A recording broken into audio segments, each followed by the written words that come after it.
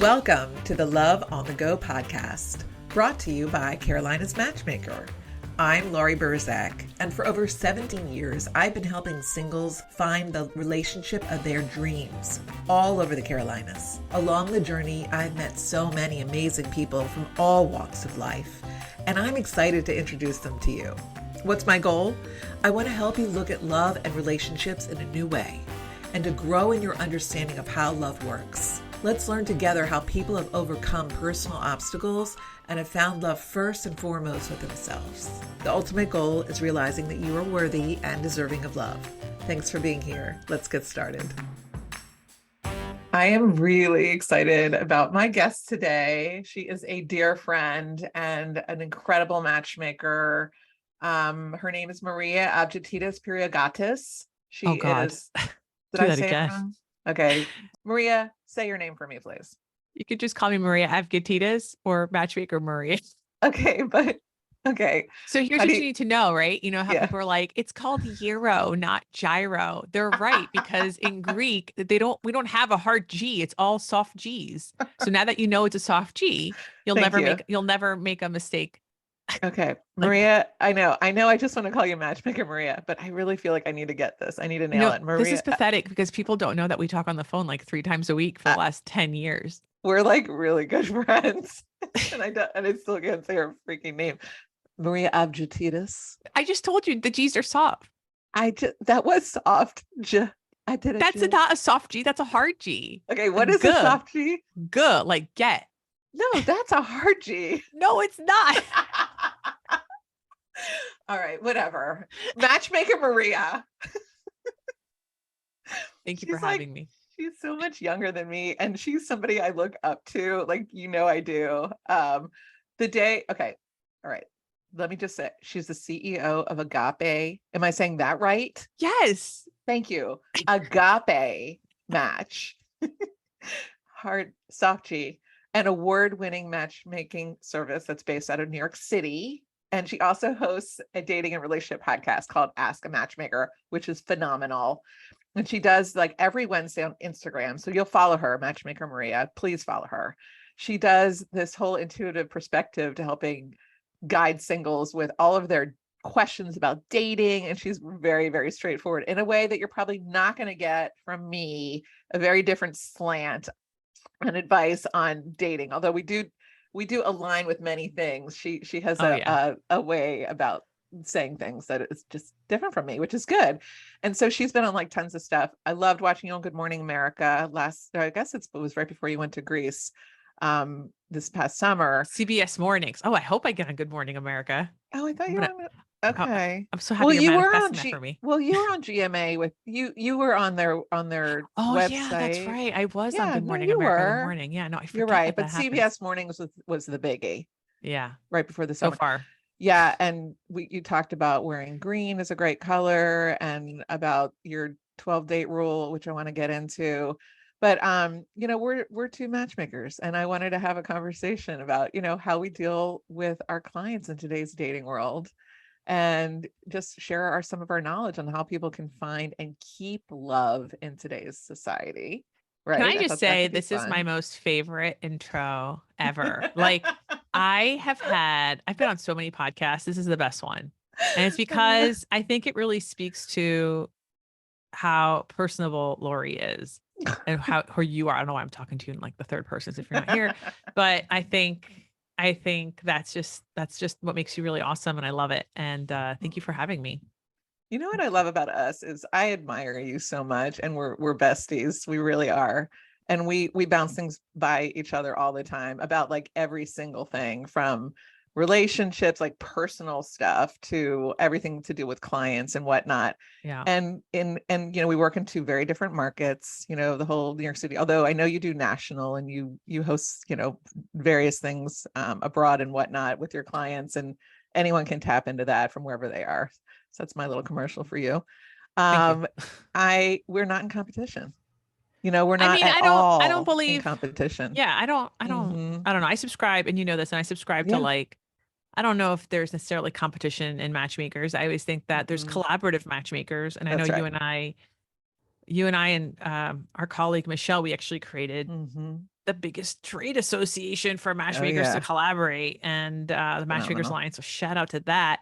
Yes. They have a conference coming up. But yep. I think what's interesting whenever I speak to you is like, yes, you and I think we have quite similar, deeply rooted value systems. Yes. But we also have like insanely different perspectives. Like I have a question for you. Okay. So you know how like every Wednesday I get like questions. Yep. Right. And like dating questions. Yep. And yesterday, the day before we recorded this episode, it was Wednesday. I was getting all these questions, and there was this one question that I got that I did not answer. And I was like, oh, I got to ask Laurie about this because I bet you she has a different perspective than I do. Okay. So somebody asked me your thoughts on who pays for dates. Yeah. I usually, and then they also wrote, I usually offer after 3 dates. And I feel like, you live in Charlotte, you have Carolina singles, you are also, from a personal perspective, you're Jewish.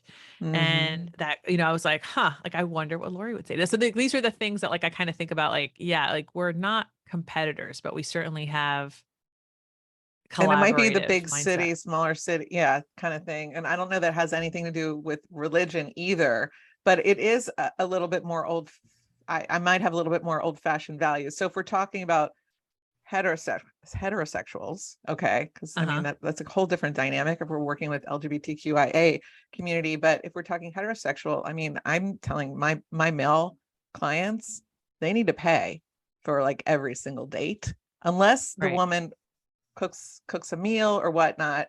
I mean, when I started dating my husband, which by the way, it's 28 years of marriage versus 26, which is what I've been telling everybody for the last year. I somehow miscalculate? I lost 2 during the pandemic. It's because of the pandemic. I don't know what happened. Kevin said to me last night, Laurie, we're married 28 years. I'm like, how did that happen? He courted me. Like he paid every single meal for like our entire like life, basically. I mean, that's my opinion. I have a very old-fashioned point of view with this. So you believe that men should always pay? I do. I mean, a woman can offer to pay, certainly, and I think that's good. However, I will say that I think after like 3 dates, the woman should treat a man, say, you know what, I want to take you out. I want to make it special. But and the guy can be like, okay, we can do that. So if they choose to. But down south, most men are like, no way, I'm paying for these dates. But do the men want the offer? Do they want the fake purse? The fake purse. I've heard, like, let me check my purse. I've heard some men say to me, it would have been nice if she'd offered. I've heard that before. Right. But frankly, I don't know if it was a Southern man that said it. We have a different set of rules down here in the South. Yeah. And I'm not disagreeing with you, right? Like, I don't even know. I hate this question because the status quo says that, men should pay, right? But then it's like, okay, how long do men pay? What should they be paying for? What is the expectation after paying? Yeah. And why are they paying? So like, especially in 2022. So these are the questions that come to me in my mind. And then I think to my, adding to that from like my own perspective is like, okay, knowing that some men really hate it when you do the fake purse, like, you're not really offering. You're just like, do you want help? It's also like how you ask to split it. And I just feel like sometimes part of me is like, if we could all just agree to go 50-50 on dates, like if you're both employed and you want to just go 50-50 and just, but if you do that, you can't be resentful after that he didn't pay. That's right. Like you have to be like, find the empowerment of like not having to talk about this again. It's just 50-50. That's all it is. Why can't it just be whoever asks the person out? So if that's the guy, that's a great question too. Why can't it be that? That's kind of how it should be. Like when I've invited people out, I usually pay for them. So that's really what it should be like. So if the man is so initially, usually it's the man asking the woman out. And so he should pay. But I think that the woman should say, I want to treat you. 85% of men have said that they want women to ask them out. Yet I'm still hearing that they kind of like the chase a little bit. They like the excitement. I know, of asking a woman out. It's so complicated. Yeah, I find to me, I gotta say, I really struggle with this question because to me, I don't think it matters. I think that if you had a good time and if you like each other, and it just doesn't matter. Like she could pay, you could pay, he could pay, whatever. You could split it. I don't think it matters. I'll admit, when I first met my husband, he paid. Even though he did, at the time he made less than I did, because he was in academia. Yeah, I remember. Yeah. Like, he paid for most of the dates, and then we would do creative things to like work around his budget. And then I know that I would pay once a year on our anniversary. Like he was just like, I got it, I'll take care of it. But that was certainly a cultural thing too, because both my husband and I were Greek, and usually Greek men pay. But again, it goes back to like, okay, would I've had other friends who were like, oh, he forgot his wallet. Like he genuinely did forget his wallet, and she had to pay, and they ended up getting married. Like, I think I think if someone likes you and you like them, I don't know if it matters. Yeah, I don't know that it matters either. And people do, men and women want to feel like they're being taken care of. Right. So, it could even be that the woman slips the credit card to the waiter and be like, oh God, that's so emasculating. Is it? I think so. If a woman sneaks a card. Well, what about if it was like on date number 5? No. And she's like, what about if she says, you know what? I knew you were going to pay for this meal, but I wanted to take care of it. You say that before. No, here I put my foot down. All right. I don't think a woman should ever sneak a payment, especially in male company. I do that with my sisters. That's different. That's not the same thing, right? Like women to women, I think that's pretty cool. It's pretty badass. But I think if you want to pay, just be like, I want to take care of this, and I would like for you to allow me to do that. Like say ahead of time. It's fine. I think that the woman should ask in advance. Just say, I want to treat you, and this is where I'd like to take you. Yeah. And just go with that. Okay. We're in agreement there. Well, okay. Then what about with texting and being in touch and asking somebody out? I love this question. What about it? And how much should you be in touch? And this is like one of the main things that I coach my clients on, is after the date, obviously. So down here, I'm sure it's the same up there. My clients, everyone I know, all dudes are texting the woman, did you get home safely? To make sure. And I had a great time. Guys are texting that? Oh yeah. That night. That's so standard. Different. That's standard. You're blowing my mind. Wait, you guys don't do that in New York? That's why everybody says it's so hard to date. They're like, in fact, women ask like, should I send a thank you text like that I got home? And for me, like, it's funny because in New York, there's let's call her an influencer. I mean, that's what she is. Okay. She tells women to never send a thank you text, that it's not necessary. And in fact, we actually had like a debate last year. I think it's on YouTube somewhere, about it. And I said, like, I can only tell you what I hear as a person on the ground, which is that a lot of men, even if they don't want to see you again, they'd like to know that you had a good time. And they'd also like to, they do like thank yous. It's like, it's a very easy text. So if you're anxious and if you're wondering, oh my God, I really liked him, I hope he liked me, will he call me? All you have to do is just send a thank you text. And the thank you text is like, hey, I just got home. I just want you to know that I had a really great time. Thank you so much for a lovely evening. And you know what? If he responds, great, awesome. And if he doesn't respond, fantastic. You don't have to go out with him again. Like, you have your answer. And like, what an easy way to like, okay, like kind of go forward instead of like twiddling your thumbs for the next 3 days, wondering if he's going to call. Like, that's just such bullshit to me. That just takes away all of your power over the narrative of the situation.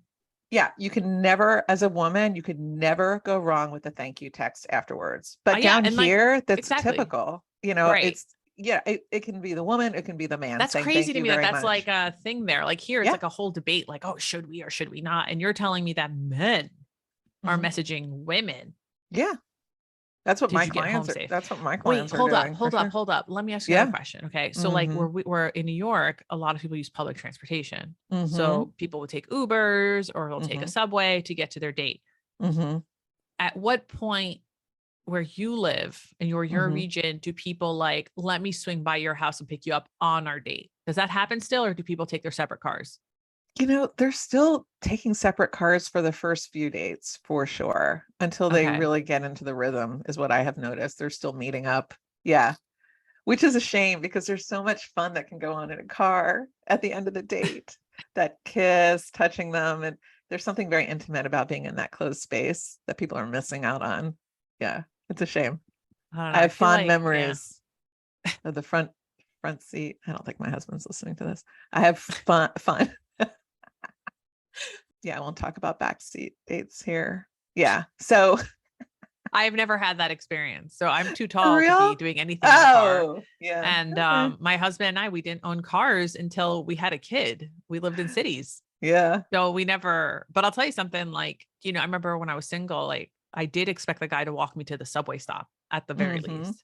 Oh, yeah. Um, Something that's such a deal breaker. Oh, I hate it when men do this, is when they don't wait for the Uber to arrive before they take Yeah, off when that's they leave ew. their date. That's That's icky. such a deal breaker. And down here, I've had people Even say, I for don't want to. friends. Yeah, for sure. Even for friends. I've had people say this is such a deal breaker, that red flaggy, that they like disregarded the entire date, even when it was great, when a man did not walk her to her car at the end of the date. And it was across the parking lot where you could So even that's, see it. yeah.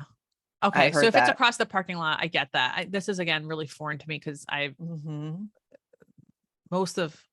all of my single life was in a city because I lived in Athens where I did not have a car. And then I lived in New York, Athens, Greece, not Athens, Georgia. So that's really foreign to me. I can see a place where a woman might not want you to walk her to your car because maybe she does feel unsafe you doing that. But at the same time, if it's across an entire parking lot, Right. nobody wants to walk in the dark either. So I guess, yeah, that's so interesting to hear your perspective on something that I don't necessarily have firsthand Right. knowledge And with, right? sometimes men don't want to do it because they don't want to, either A, if they're not really interested in the woman, they don't want to give them the wrong impression, because Right. that's normally where the good night kiss happens. Or B, they like the woman, but they don't want them to think they're kind of treading on thin ice, or, trying to make the move by walking them to their car. So Right. that like sort of personal space issue is definitely something that they need to be cognizant of, for sure. What other deal breakers do you hear in Carolina? The Carolinas, that's interesting. Since there are distances that need to be traveled, like we have like Lake Norman and Lake Wiley, different lakes in the area. Sometimes people are like, yeah, I don't want to date somebody in Charlotte or on the other side of Charlotte where it's like a 45-minute drive. These or are something. Deal breakers. These aren't like preferences. Wow. This can be a deal breaker. Like, I don't want to travel that far. Meanwhile, I also make matches across state lines, and I've had marriages and babies that way. So I always say, like, don't let distance be a factor. I have one online date. I love this story. So I'm going to tell you this. I haven't told anyone else. I have, so I recently got someone online dating with my program where I help people with online dating. And she lives in Raleigh. He lives in Charlotte, and she came to Charlotte because she's got friends How far here. is that? It's like a little over 2.5 hours or so. With a car? Yep. Okay. She drove and they met, and then he's going to be driving up to Raleigh to meet her in a couple of weeks. And they met within 2 weeks of online dating. Adorable. I mean, she's young and fabulous. 32. People are always like, why would a 32-year-old hire you? It's like, why wouldn't a 32-year-old hire me? Yeah. Exactly. But people, do you notice that people like just out and about just still get that idea in their heads? Like, if you're young and beautiful, that it's easy for you to meet someone? I actually think it's really hard if you're young and is. beautiful to meet someone. I actually just had a client hire us. He's conservative, actually, like politically, and he's very good looking. He's tall. He's like, he checks off all the boxes in terms of like quantitative stuff. He lives between New York City and Miami, and he's like, it's really tough to date in New York because, a lot more women in New York City are liberal. And I actually do, and he's right. A lot more people in New York City are liberal. Or you know what, even if they're conservative, they're like Bloomberg conservative. They're like, I want less taxes, but everyone gets rights. Everyone gets, like, it's so different, and, so I said to him, we actually do have enough women to set him up with. So we're like, and I understand his perspective. My job is not to vote like you. My job is to find you love. That's right. And, I think, doesn't matter how I vote or what this is not what my job is. That my job is this, so that's right. So kind of reminding some people that, because I happened to post yesterday, and I'm saying this because I happened to post yesterday on social media that like, oh, I just took on a client. He's conservative, and if you work at Fox News, because I think that's his type, and look wise, you get it. And and a woman messaged me saying like, you shouldn't have taken him on. And I go, why not? Like, did I ask you for business? Like how, you compromise your values this way. And I'm like, I have to process payroll. I don't know. I mean, there's another difference probably between, the Carolinas and New York is, probably every one of my clients is conservative. Right. Yeah. The men, and, right. That's fine with me. I don't care. There's so many conservative people that we have such a beautiful mix of people down here that it's easy. But really what I hear from the women, most of the women in my database are liberal minded, probably majority, not all, but they're open to dating. And most of the women, here's what I'm finding. The women that are conservative minded want to date conservative men. The men that are conservative minded are open to women that are liberal. However, they don't want them to be too extreme. Right. But what is extreme? Yeah, I know. I always ask these questions, like, what is extreme to you? Because usually it's like, it's usually like, I don't want to debate this. Exactly. Yeah. And I'm like, okay, well, since I mentioned like, what are your deal breakers? Like for me, one of the most popular deal breakers that we hear since 2015, because I've had my business since 2008, 2009. So I remember what it was like then. And then I remember in 2015, former President Trump announces that he's running for office. And suddenly like, this is a new deal breaker that we were just not expecting. Yeah. Like it literally overshadowed smoking, which was our number one deal breaker. Yeah. Is smoking a deal breaker, a popular deal breaker where you live? Yeah. Oh, totally. Yeah. Okay. So, so it suddenly overshadows it. And then it went away. And then it went away. Then it became like, after the insurrection, it became like, well, if he supported Trump. That's right. And then, if he's a Trumper. Yeah, if he's a Trumper. So it no longer was about like a Republican, but not a Trumper. That's right. So that shifted. Yes. Then he became about vaccines, which has suddenly like disappeared. Like no one's talking about vaccine. Well, I mean, they do, but it's way less than what it was like a year ago, right? 100%. My job as a matchmaker, though, is to find someone who is compatible to you. And it's such an important conversation. And what I put on my profile of my questionnaire for folks, what is your party affiliation, but what are you looking for in your future mate's party affiliation? Oh, and that's where I'll get to what are the answers to this? Is this like a written or is it a drop down? It's an open field. Yeah. And I so think they answer what they're looking for. That's so interesting. I think I'd like to explore that a little more with you another day, but like privately. But like I think we ask like which way do you lean? And it's like left, right, middle. Like I don't because that doesn't show their willingness to expand or to who they would they would be matched with. I like to work with people and it doesn't always happen, but I like to stretch people and it goes like shifting a tiny little bit away. Is I was talking to a client yesterday and he was saying, well, she's not as tall as what I was looking for. And I literally did this. I'm showing Maria on the screen what my two fingers look like with 1 inch versus 2 inches. And like, this is like nothing. Like you're going to turn away from somebody because she's 2 inches shorter than what you were looking for. I mean, that girl's got heels at home too. The ladies under 5'4" have got the like 6-inch platforms. 100% they do. And like I said, you need to be looking at her spirit and her soul. And that goes with everything. Yeah, it did. Actually, it worked. Wow. I said, it doesn't matter. No, height. I don't believe in heightism. I said, let that go. That is so unimportant. How is she going to treat you moving forward? Is she going to take care of you when you're sick? Is she somebody that has the morals, ethicals, and value system that you're looking for? Do you both want to have kids? What do you want to do with your faith communities? Like all that stuff, like every box was checked, except for that one thing. Who cares? A lot of times people don't know when to call a relationship and let's do the monogamy thing now. And you do a lot of talk about like when to actually be intimate with someone. I want to talk about that. You've got your 12 date rule. Let's talk about that. So first off, I just want to say that like, I think you mentioned exclusivity here, essentially. Like, I don't believe, I'm at the belief that if we are exclusive, you are my boyfriend, I am your girlfriend. Mm-hmm. I know I'm speaking heteronormatively right now, but even if you belong to LGBTQIA community, it's the same, right? If we're exclusive, I get the title, you get the title. Yep.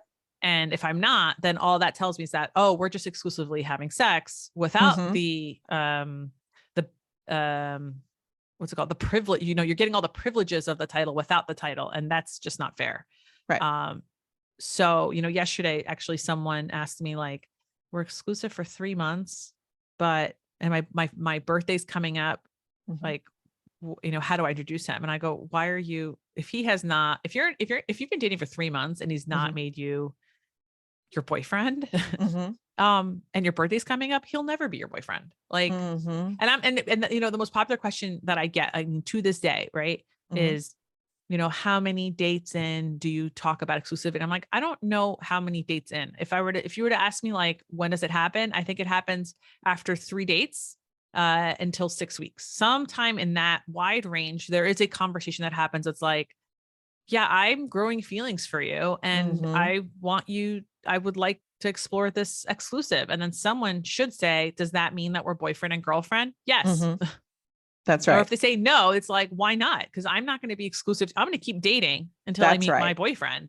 Now, that's right. Right. So that's my belief. That's my philosophy. That's what I promote. Now, and that said, how do you judge who you should date with? So, you mentioned the 12 date rule, and what that is for me is a method that I tell singles to use to discover if they are emotionally compatible to someone, for long term. And I say that because emotional and financial compatibility are the most important factors in long-term compatibility. In fact, financial stress and lack of communication, are one of the highest reasons that people divorce. It's never for lack of love. It's almost always for lack of like.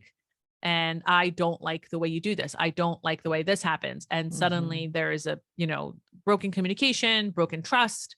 And then of course, demise of a relationship. So while we know this, right, so we can hold that, emotional compatibility is ultra important. We should also know that that takes time to discover. And what if I told you that if you were to have, now, again, I don't promote purity culture. If you believe, hey, I'll tell you something, when I was single and I knew that this person was never going to be more than like 3 dates, I would just have sex with them. It didn't matter to me. I was just like, oh, this doesn't matter. Friends with benefits it up. I don't care. However, if you like someone, I think that you should wait a few dates before having sex, because when we have sex, when we get really intimate, women especially, we release this hormone called oxytocin, among a host of other chemicals. And what that does is that it creates tunnel vision. It blinds us from seeing what is truly important, right? So suddenly you're wearing rose-colored glasses. So the red flags are really hard to see, and the pink flags are it's just they're impossible to see, right? And rose-colored glasses, pink flags, they're invisible. So what I promote here is like, wait a few dates before having sex. And that's where the 12 date rule came from. And what that means now, look, Matchmaker Maria's got different date math. I believe in a different version of what dating is, right? I think when people think of dating, they think of like going out. And while yes, that's obviously dating, I think there's other things that we do to get to know people. And that is that I believe a date is a minimum of 20 minutes, maximum 3 hours of either a phone call, a video call, or an in-person date. You can have up to 2 dates in one day. So maybe you do an 8-hour, like, let's go to brunch, movie, show, whatever. That counts for 2 dates, not 2.5 or 3 dates. That's 2 dates. Now, phone calls, video calls, those count. Audio messages and text messages do not count for dating. I can't tell you how many people have told me I've been seeing someone for a month, and you ask them a little bit more, they're like, well, we've been texting all month. And it's like, well, that's not dating. That's just you texting. That's or right. audio. Oh, what about an audio message? I'm like, what about audio message? People will stop what they're saying, stop, pause, redo it again. Like you need to have the give and take of real time. And the whole purpose of 12 date rule is the 12 date method is to discover 4 things. Number 1, what are they like on a good day? Number 2, what are they like on a bad day? Number 3, how do they treat you when you are having a bad day? And number 4, and this is the most important, how do they treat you when you're having a good day? All of these things do come up eventually in the first 2 weeks that you're getting to know someone, because you are going to be, you might become a little more vulnerable. You might start discussing things. You will see how they react to those things, just like you will see how you react to things that they say to you. And from there, you can really discover, okay, I don't have the distraction of sex. Do I even like this person? And I will tell you that like 4 to 5 people are never going to make it 12 dates with someone. They're just going to say like, yeah, this person's not for me. And all I'll say is like, well, aren't you glad you didn't have sex with him? First. Second of all, there are going to be people who say, oh my God, Maria, I really like him, and we ended up having sex at 6 dates. Are we doomed? Absolutely not. Rules are meant to be broken. So I think this is just a way of just acknowledging that sex can make things really tricky. And there is a way to get to know people with a purpose to discover, do I like them? Because I think what happens for a lot of people is they go on a really great date, and then suddenly it's like, oh my God, does he like me? Is he going to call me? When are we going to speak again? You like read into too much on the emojis and the ellipses and all that stuff. When the reality is like that most people, a lot more women than men are magnificent. And we need to flip the narrative of like, okay, do I like him? And doing it this way just, I think, levels the playing field a bit.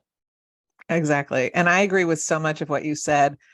And it's interesting because first of all, what I've noticed anecdotally over the last 16 years of being a matchmaker, I think I went into business a couple of years ahead of you, is that if somebody goes on 5 in-person dates, it normally turns into a relationship of 6 months or more. Have you noticed that? Okay. So I'm always saying, especially through a matchmaker. I don't notice this like online. I think it's because of a matchmaker, like the nature of our business is that we're introducing people that like have already told us all the bullshit.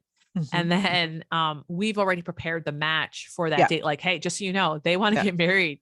They want to have kids. So you don't have to have this conversation. Like we're ready to go. Yeah. All the important boxes are checked before we even make the match. Exactly. And it's 100%. Same. If we get to 5 dates, they're getting married. Yeah. Same. Yeah. And the client I spoke to yesterday, he said, we've had 4 dates, but one of those dates was like over like a weekend because they lived out of town. So I was like, well, that was really kind of like, that's exactly, it's definitely 5 dates. But I tell people, I have told people before, wait until you're in love before you have sex. In love? Can you imagine that idea? And I did tell this to one woman years ago, and her eyes popped out. And you know something? She messaged me the next year. She said, I took your advice and now I'm married. She actually listened to me because she was jumping into bed way too soon. So even if it just slows it down a little. For her, way too soon for her. For her. My opinion is this: if you're not in a monogamous relationship, right, why have sex? Because what happens is, unless you just want to have sex, unless you want to have sex and you're not looking for long term with that person, because you're basically taking yourself off as a woman. Really, I think you're taking yourself off the marketplace when you have sex with someone, because number one, everything that you just said, you're distracted, you're focused, you're excited. You want to make this into something that it may or may not be, and you don't know what it is. And so, like our mothers would say, don't like, what was that cow thing? Oh, I hate that phrase. I hate that phrase so much. Don't take home the, what is it again? Gail King said that to me on CBS Mornings a few months ago. And I was like, what is she saying? Like, why are you saying, why milk the cow when you can't, why buy the cow when you get the milk for free? I hate that phrase, but like, no, I don't, but it is a gift. When a woman, like sex is, if you look at it as a gift that a woman is giving a man, like you can look at it that way, but why take yourself off the market when you I agree don't with have that. a ring on your finger, when you don't have a commitment of any kind. Like there has to be some kind of commitment from the man before the woman has sex. I have noticed that. Opinion. So I've had over 500 people send me messages that the 12-date rule worked for them in the last 2 years. Like since I started counting in January 2021, I've had I have like them saved on my phone. And what's interesting is how many men will tell us like, I was in love with her by the time we got to 12 dates. 100%. So what I find shocking is not that you tell them to do that. It's the wording, like, wow. Cause that's kind of like what 12-date rule is like. If you get to 12 dates with someone, there is an emotional connection. 100%. Now some people will say like, what if they're bad in bed? Okay, well, what if they're bad in bed? Either you're going to work on it and fix it, or you're going to break up, because physical compatibility is super important. Yeah. Or if they say like, well, he doesn't want to wait, or he's pressuring me. I don't want you to date someone who doesn't respect the boundaries that you've established. That's right. Like ever. Like, even if you told him 5 dates and he was like, well, it's the 4th date, what does it matter? He just told you that he's a shitty human. And then you have other people who are like, well, I married a guy and we slept on the first date. Congratulations. Sure. I know a couple like that. You won the lottery. People win the lottery all the time. But let me tell you, for every woman who got married to the guy she had sex with on the first date, there's probably like 10,000 women, including her, who had sex with a guy on the first date, and then they never saw that person again. Exactly. So it's like, I don't know. Like look, I'm a big supporter and proponent of hoe phases. I'm well known for that term as well, which is a mindset. It's not an adjective. It's not a verb. It's not a noun. It's just, having fun without, dating without the idea that everyone has to be a boyfriend. Everyone has to be your husband. Right. But I think that dating with purpose, I mean, gosh, like a woman's biggest risk to death is who she marries. Right. So like, I don't want you to put yourself in a position where a guy can manipulate you. Yeah. And then, we're all sad. I think that's what I think about. So like, I don't know. It's just different. And you know what? More men are open to it than you think. Like, I think so many people are so scared. They're like, oh, men's going to say no. And I'm like, first of all, if you think about Maria date math, where you include phone calls and video calls, we're talking about 2.5 weeks. You mean to tell me this magical guy can't wait 2.5 weeks? Yeah. For some people, that's too soon. Like, I think I did this on my husband too. And it took us like 3 weeks. And by the time, and when we did, it was like, we were in love with each other. Like, absolutely. We were totally enamored and in lust. But yeah, I don't know. It's just a different way of approaching dating. Yeah. So for people out there that are listening to this, give us feedback on this, because we want to hear from you. Like, what would happen if you actually waited 3 months? What does that look like? 3 months? That's a lot. I know. Can you imagine? That's how, who says that? Steve Harvey. He says he has the 90-day rule. Like, people scoff at 12 dates. And then it's like, Steve Harvey says 90. And by the way, I want you to know, Steve Harvey's my hero. I love him. I'm in alignment with that. I'm a 3 month. That's me. That's a 3 month. That's what I think. Can you do blowjobs and other stuff in those 3 months? Yes, you can. You can on the 12-date rule, you can totally do that stuff too. I mean, I don't know. Like, I don't want to define sex for people. For some people, sex is everything. Exactly. Do you think it's okay for the woman to ask to be monogamous, or do you think it needs to be the man, or doesn't matter? What's your opinion? I don't think it matters. No. I think the moment you feel any type of anxiety about like what this is, you need to have a conversation. Yeah. And don't be afraid of it. Yeah. And I think the more reason why people don't have that conversation is because they're terrified that they're not going to like the answer. And I think you just have to deal with the answer, which is like, okay, if he acts like, I remember one time I was with someone once, and like, we were doing it, and I realized at that moment, like, oh God, like, I think I'm falling for him. Like, there's just such a rush of oxytocin, like in my system. And I remember hopping off and I was like, we need to have a conversation because I'm in my head. And he's like, okay. And then I was like, is this something? And he's like, no, this is just sex. And I'm like, okay, well, let's fit. Like, I really want to finish too. I wanted to come. I don't know what kind of podcast rating this has, but this will be explicit, I suppose. And I remember like getting the closure I needed, right? I was like, okay, great. Like, now I know, like, now I can, you're still on that high, right? You can't just be like, oh, he said no, so now the hormones go away. Like, no, you're on that high. And it's just like, let me just eat ice cream right now or something. I don't know. I love it. There's so much I want to talk to you about, Maria. I'm going to definitely bring you back on the show. You're a wealth of information. I love what you're doing with your stories on Instagram and all your social media. You're very real, very approachable.